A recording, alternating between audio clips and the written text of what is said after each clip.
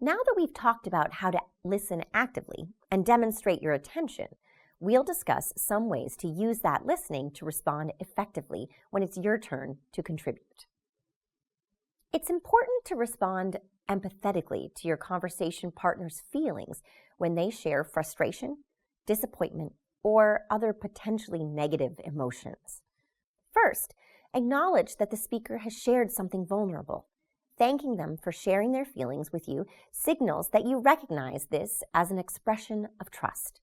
They may not always explicitly name what they're feeling, but a response like, "That sounds like a very frustrating situation," or "It's disappointing not to get an opportunity that you were hoping for," creates space for your conversation partner to share more about how they're feeling in their own words. Simply asking, "How do you feel about that?" might invite the speaker to consider what emotions a situation is raising in them without presuming or labeling their emotions for them. Another way to utilize active listening in your response is to repeat back key ideas the speaker said. This is a particularly important step with any action items or complicated ideas that they express.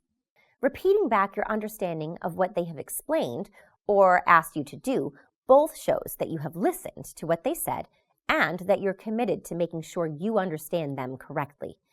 You can also use this kind of repetition to emphasize how closely you're listening and that you agree with their perspective. In this case, it's best to repeat back what they say, mimicking their original wording as closely as possible. With these strategies for empathetic response, you can demonstrate your listening and engagement with the speaker and their feelings.